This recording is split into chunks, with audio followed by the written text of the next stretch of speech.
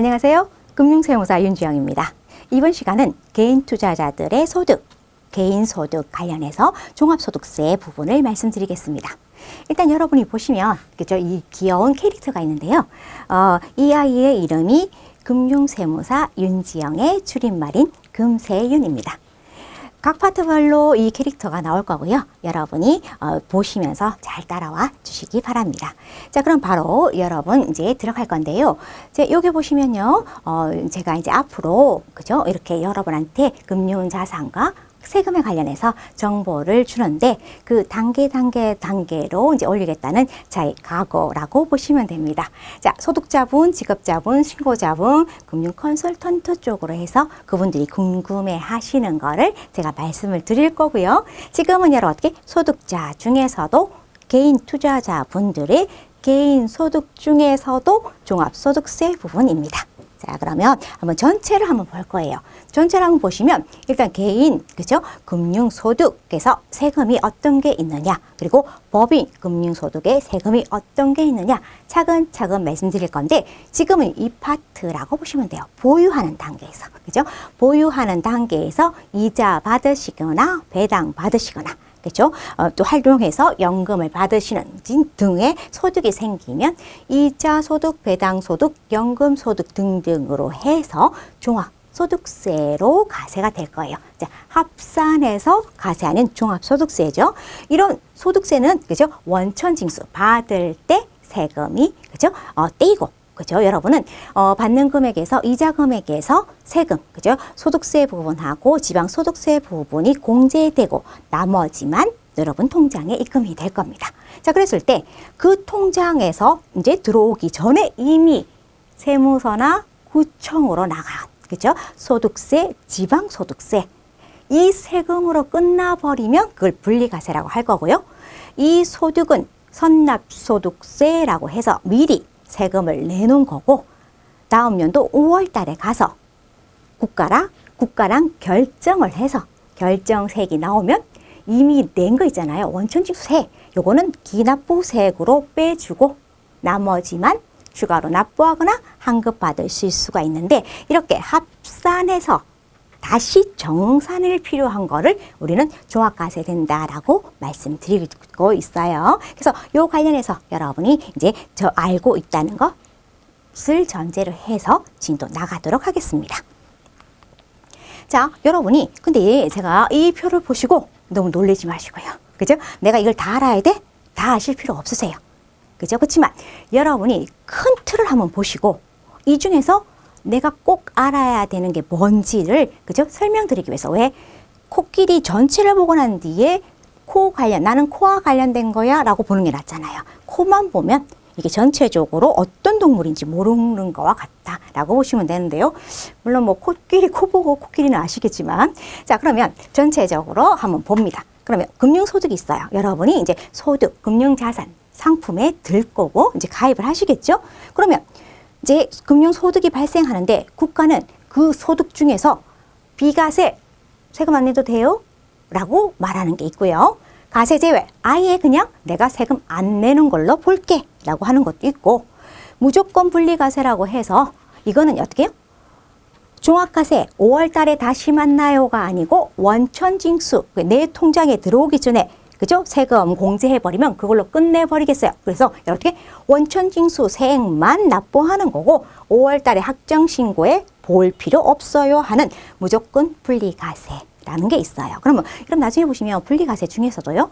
선택적 분리과세라는 게 있는데 이거는 내가 분리과세로 원천징수로 끝날 수도 있고 5월 달에 다시 정산할 수도 있다는 거. 그거를 여러분이 선택할 수 있도록 하는 거예요. 그죠? 그거는 여러분이 이제 개인 관련해서 세율이 6%에서 42%까지 다양한 여러분이 계층이 있기 때문에 그죠? 원천징수 세율과 이렇게 내가 소득세 세율은 달라요. 그렇죠? 그렇기 때문에 그거를 선택할 수 있는 걸 줄 때는 선택적 분리과세라는 말이 나올 겁니다.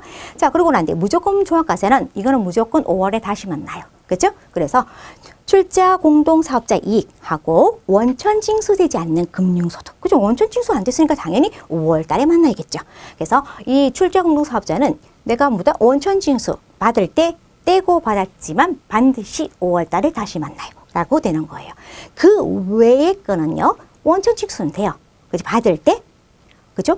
떼고 받아요. 근데 이 관련해서는 5월에 가야지 내 종합소득 금액이 얼마냐에 따라서 분리과세, 그죠? 원천징수로 끝날 수도 있고, 합산과세 합쳐서, 그죠? 다른 소득하고 합쳐, 뭐 사업소득이 있으시거나 기타 소득이 있으시거나, 그죠?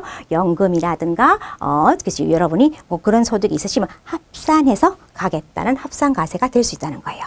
그러면 이렇게 어떻게, 요거는 여러분 어떻게 어떤 기준으로 인해서 내가 분리과세도 되고 종합과세도 되지? 여러분 이제 아시겠죠? 분리과세 된다고 하는 거는 원천징수, 내 통장에 들어오기 전에 떼이고 나면 그걸로 끝 되는 거고, 종합과세는 어떻게? 5월 달에 합산해서, 다른 소득과 합산해서 가겠다는 거거든요. 자, 그거 아셨으니까 어떤 기준이라고 했을 때 많이 들어보셨죠? 2천만 원.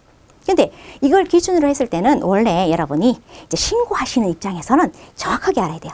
그렇지만 여러분이 큰 틀을 안 친다는 의미에서, 자, 비과세, 무조건 분리과세, 출자 공동 사업자, 그렇죠? 그러니까 요까지는 여러분 어떻게? 요까지는 아니고, 자, 요거 원천 징수되지 않는 금융소득하고요, 그 외의 소득을 합쳐보는 거예요. 금융소득 금액. 그렇죠?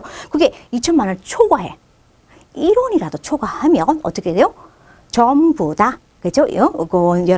여러분의 금융소득이 전부 다 다른 소득과 합산하여 종합과세 된다는 거예요. 그러면 내가 만약에 이자 배당 합쳐서 금융소득이 2,500만 원이었다. 그죠? 그러면 2천만 원 넘었네. 그럼 내가 사업소득 아니면 근로소득이 5천이 있었다. 그러면 어떻게 해요? 요거 합쳐서 5월 달에 세율을 적용하겠다는 거예요. 근데 만약 2천만 원 이하예요. 그럼 1,900만 원이었다. 그죠? 그리고 여전히 5천만 원의 이제 다른 소득은 있겠죠. 금융소득 외에. 그죠? 그렇게 되면 이건 1,900만 원은 원천징수 하고 끝나는 거고, 5월 달에 국가랑 이렇게 결정되는 거는 요 5천만 원으로만 된다는 거. 그래서 이게 5천만 원 될 거냐, 7,500만 원으로 해서 5월 달에 정산을 하겠느냐의 차이라고 보시면 돼요. 자, 그러면 여러분이, 근데 이 중에서 제가 만약 이게 1,900만 원이 있는데, 이게 외국에서 받았어요. 외국에서 받았는데 원천징수도 안 했어요. 그렇게 되면 이거는 이 중에서 만약에 200만 원이 그렇다라고 하면 200만 원 당연히, 그죠? 원천징수에서 세금 관련해서 한 번도, 그죠? 세금에 대해서 묻지 않은 거기 때문에 합쳐서 5,200에 대해서, 그죠? 5월 달에 정산 개념이 들어가겠죠.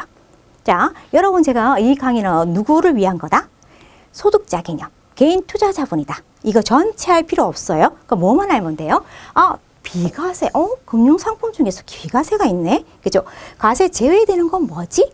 무조건 분리과세 된다, 무조건 분리과세 된다라고 했을 때 그 원천징수 세율이 있을 거고, 내가 지금 5월 달에, 그죠? 만약에 기본 세율, 이제, 세율을 하면 6%에서 42%인데, 그 중에서 내가 해당되는 세율이 있을 거고, 그럼 그 중에서 여러분 어떻게, 내가 만약에 원천징수 세율이 만약 14%인데, 그죠? 합산해서 내가 5월 달에 적용되는 거는 40%다 라고 해버리면, 그죠? 이거 지방소득세 뺀 개념으로 했을 때 당연히 여러분 어떻게 해요? 분리과세로, 그죠? 가버리면 이거 합쳐지지 않으니까 나한테 훨씬 유리해요. 그죠? 그래서 세율이 높은 분들은 무조건 분리과세가 유리할 수 있는 거예요. 그럼 이거 유리할 수 있겠네? 그래서 여러분이요, 어떤 게 비과세고 어떤 게 무조건 분리과세인지 봐서 여러분의 전체적인, 그죠? 절세 포트폴리오, 금융자산의 절세 포트폴리오를 구성하는데 알아야 되는 용어이기 때문에 크게 여러분이 이제 이해가 안 되시더라도 아셔야 된다. 그리고 2천만 원까지, 2천만 원, 기준이 2천만 원이다라는 거 보시면 돼요. 그래서 여러분, 자, 뭐만 확인하세요? 금융소득 중에서, 그죠? 종합과세 될 때 절세 방안이 어떤 게 있느냐? 비과세, 절세 방안이잖아요. 세율이 높으신 분들은 원천징수로 끝나는 거 절세 방안이잖아요. 그래서 이거 있느냐라는 거고, 만약에 내가 2천만 원 되는지 어떤지 알아야 돼. 어떻게 알지? 그죠? 여러분 그것만 아시면 되죠. 금융소득이 확정신고 확인할 때 어떻게 2천만 원인지를 확인할 수 있을까라는 거 하고, 내가 그렇다면 확정신고 때 필요한 서류는 뭐가 있을까라는 거 아시면 되겠죠. 자, 여기서부터는 여러분이 조금 귀를 쫑긋하게 세우시고 들어보셔야 되는데요.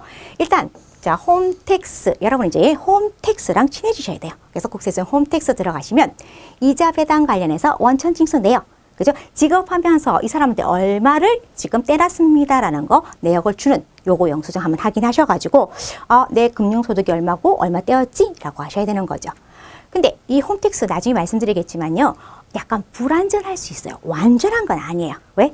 이제 왜냐면 금융기관에서 자료를 받아가지고 그냥 오픈해 주는 것 뿐이니까. 그러면 제일 잘하는 건 은행이나 증권사 등의 거래 금융기관이라는 거죠. 그죠? 금융기관이니까 거기서 바로 내역을 한번 받아보자 라는 거예요. 그래서 금융소득과 원천징수 명세서라는 걸 여러분이 확인해 주셔야 되는 거고요.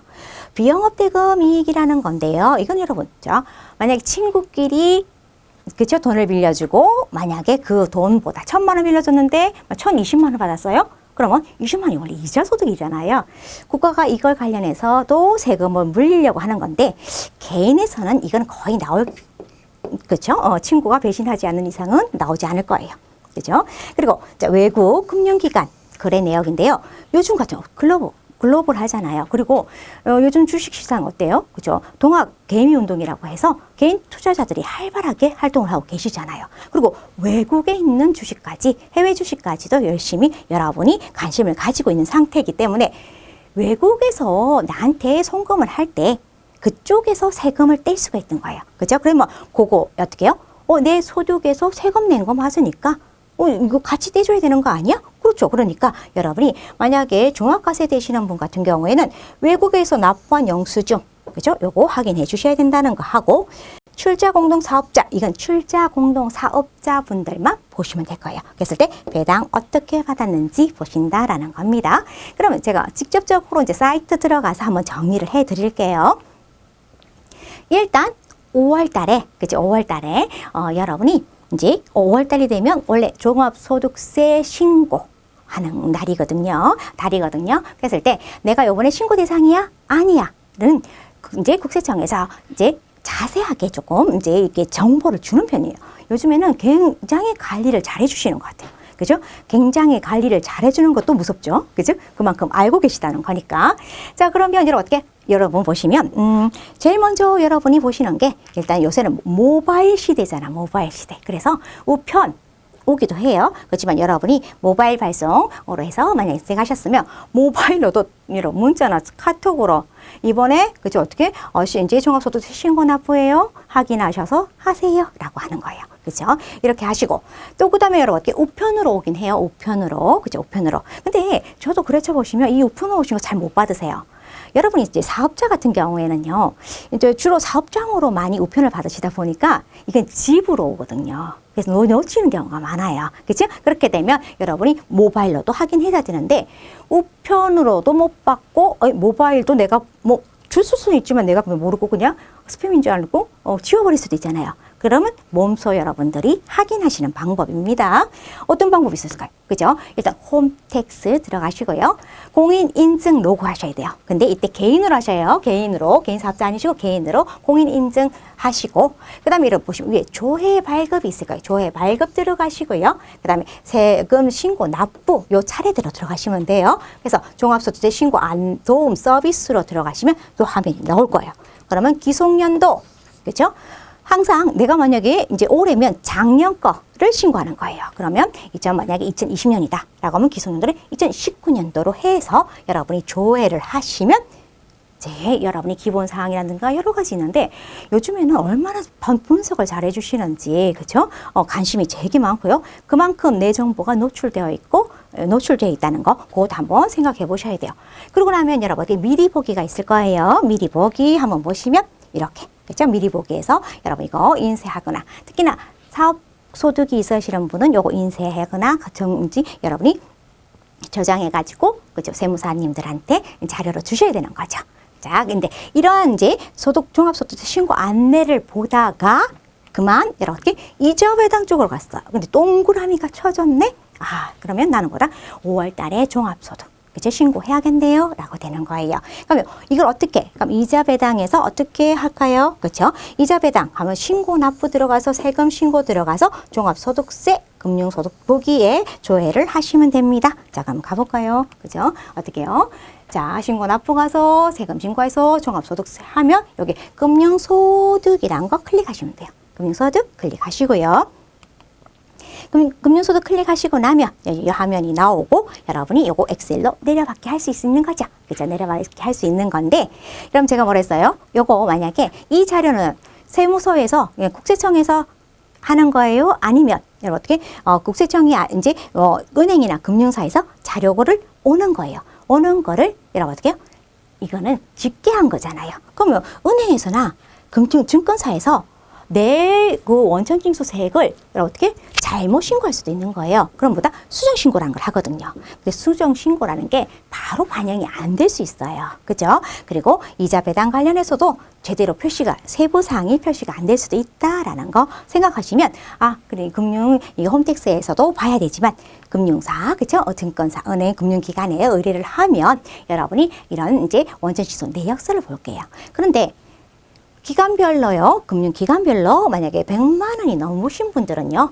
통보를 하실 거예요. 그죠? 근데 안 넘는다고 하면 금융기관별로 들어가서 요즘 사이트에서 그죠? 이렇게 원천징수 내역서 이렇게 이제 발급받을 수 있게 되어 있으니까 여러분 그거 참고하셔서 보셔야 되는데, 제가 말씀드리고 싶은 거는 이게 뭐냐?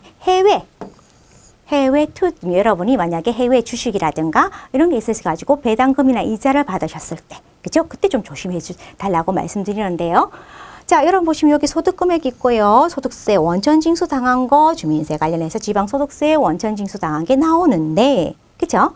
이 소득금액에는 그죠? 해외 주식 등의 소득이 포함되어 있으나, 안타깝게도 이 소득세는, 그죠? 우리나라 금융기관이 원천징수 한 것만 보여. 그러면 외국에서 원천징수 한 건 안 보여요. 그렇다면 따로 제출해야겠죠. 어떻게? 외국 납부 세액 영수증을 제출해 주시면 되는 거예요. 그러면 자, 이런 거 한번 받으셨나요? 그죠? 어떻게? 해외 원천 소득이 있어서요. 해외 납부 세액이 확인됩니다. 그죠? 어떻게? 그죠? 관련해서 만약에 외국 납부 세액 영수증을 신청할 수 있습니다라고 해서 여러분이 신청. 그죠? 그래서 여러분 어떻게요? 내점하거나 유선으로, 그죠? 컴퓨터로도 여러분이 이걸 영수증을 발급받을 수 있다라고 보시면 돼요.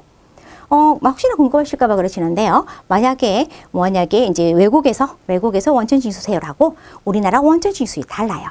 이자 배당 같은 경우에는요, 지방소득세 빼고 저희는 14%인데, 어떤 때는 15%인데도 있고, 그렇죠? 미국 같은 경우 15%, 다른 데 10% 있는 경우도 있잖아요. 만약 10% 외국에서 원천징수 당한다라고 하면 10%는 외국에서 했고, 14%에서 10% 뺀 4%만 그죠? 우리나라 금융기관에서 원천징수하고 여러분한테 드릴 거거든요. 그죠? 근데 만약에 15%야. 나보다 15%, 14%보다 많다라고 하면, 그죠? 우리나라, 그죠? 금융기관에서는 원천징수 안 하고 그냥 주실 거예요. 그렇다면 15%, 그죠? 15%, 내 피 같은 15% 세액 공제된 거 여러분이, 그죠? 이거 반영해야 되잖아요. 반영하기 위해서는 반드시 어떻게 한다? 외국 납부 영수증 잊지 마시라고 제가 다시 당부드립니다. 자, 그리고 나면 여러분, 혹시나 저는 여기서 직업명세서 많이 들어보셨을 거예요. 왜냐면 직업명세서랑 뭐냐면, 나한테 원천징수를 해요. 그러고 난 뒤에 그죠? 원천징수한 사람이 누구누구한테 얼마를 했습니다라고 자세하게 적어줘서 제출하는 게 직업명세서. 그죠? 그러면 원천징수하는 모든 소득에 대해서 이제 직업명세서를 여러분이 한꺼번에 보고 싶다. 그래서 기타 소득이라든가 다른 근로소득이라든가 원천징수 당한 게 얼마인지를 보고 싶었다 할 때는 이런 홈택스 들어가서, 그죠? 마이 홈택스 하시면 이 직업명세 등 제출 내역이 있으시거든요. 그러면 이렇게 여러분 기속연도, 그죠? 올해면 작년 기속연도로 해가지고 여러분이 이제 한 건씩 모두 조회해서 출력해서 여러분 어떻게 스캔해서 보내주시면 된다. 그래서 어떨 때는 어떻게 해요? 여러분, 제가 직업명세서 보니까 어떤 우리 거래처분에 기타 소득으로 원천징수 당한 게 있더라고요. 그랬더니 기타 소득 있으시네요 라고 말했더니 전혀 그런 적이 없대. 그래서 기억이 안 난대. 근데 대부분 어떻게 해요? 나중에 기억이 나세요. 금액이 소액이다 보니까 내가 어떤 소득에서 기타 소득 에서 얼마큼 세액 공제 받은지 몰라. 그렇죠? 그러니까 여러분이 한번 여기 들어가서 내가 그죠? 받을 때 공제하고 떼이고 들어온 거 관련돼서 금액이 얼마 있고 어떤 소득이 발생했는지 확인해 볼 수 있다라고 보시면 돼요. 자, 그럼 마지막으로 여러분이요.